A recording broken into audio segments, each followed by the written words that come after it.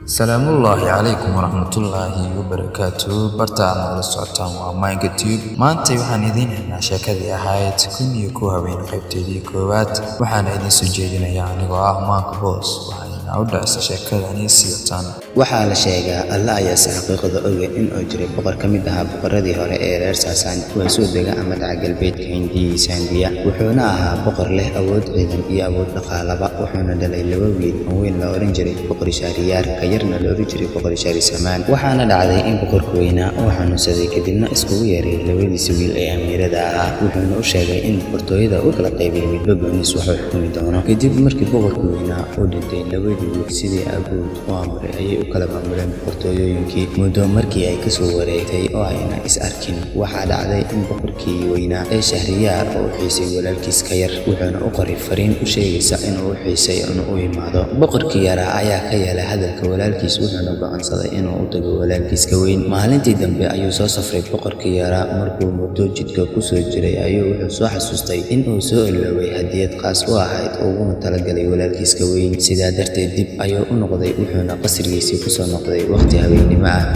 markuu qolkiisii soo galay ayuu wuxuu u arkay arrin aad u fajacisay wuxuuna arkay xaaskiisii oo adoon sariirta la saaran yahay boqor Shahrisamaan markuu u arkay arrinta aadka u murugeysay wuxuu is yiri haddii naagtaadii falkan ay ku kacday adigoo beledka weli ka bixin maxaa dhici lahaa haddii aad ka maqnaa lahayd muddo badan markaas ayuu go'aansaday in boqorkii labadoodii uu ka takhaluso oo qoorta ka jaro kadib boqorkii isagoo murugeysan ayuu ka soo baxay xukuumaddiisii mise boqortooyadiisii wuxuuna soo aaday boqortooyadii uu ka talinayay walaalkiis boqor Shahriyar aad ayuu u farxay imaatanka walaalkiis si fiican ayuuna u soo dhaweeyay laakiin wuxuu ka dareemay walaalkiis ka yar oo faraxsaneen markaas ayuu wuxuu u qaatay in uu la muruganayo ka tegitaankii uu ka soo tegay mise oo ka soo fogaaday dhulkiisii iyo boqortooyadiisii kadib boqorka weynaa ayaa waxa uu diyaariyay mowqif si ay u gaarsiiyo tamashlayn aad iyo aad u fiican una siiyo walaalkiis ka yar farxad si uu murugta u ilaabo maalintii la bixi lahaa boqorkii yaraa ayaa ka cudur daartay inuu baxo kadib walaalkiis weynaa iyo kooxdiisii keligood ayaa gurigii iskaga baxeen oo aadeen mowqifkii ay ku soo baashaali lahaayeen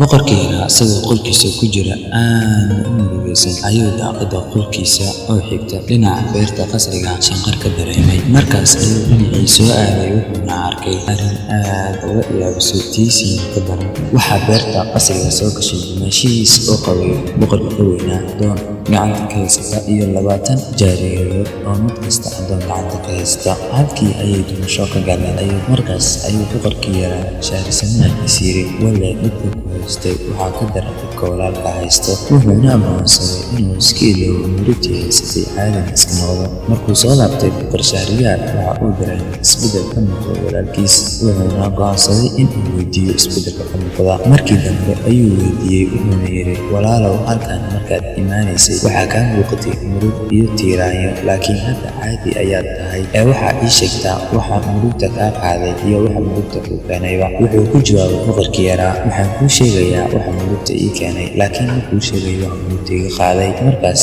ayaa boqorkii weynaa yidhi waa yahay bal ii sheeg waxa murugta kuu keenay markaas ayuu u sheegay arrintii uu kala kulmay xaaskiisii iyo adoonkii ay sariirtooda saaraayeen markaas ayuu boqorkii Shahriyar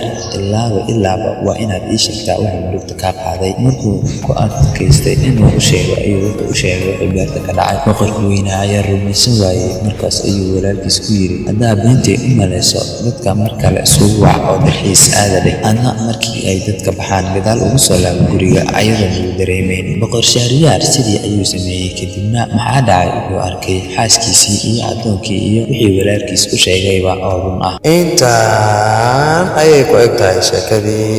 kun iyo koowaad qaybtaydii koowaad si aad ula socoto qaybtani qaybta xitaa fadlan taabo subscribe balkana hore u raacay sidoo kale sheekadani waxaad ka helaysaa iyadoo qoraal ah bogga Facebook aanu ku leenahay Cabaash Urush fadlan yaa ku dhaafin qaybtani qaybta xitaa aad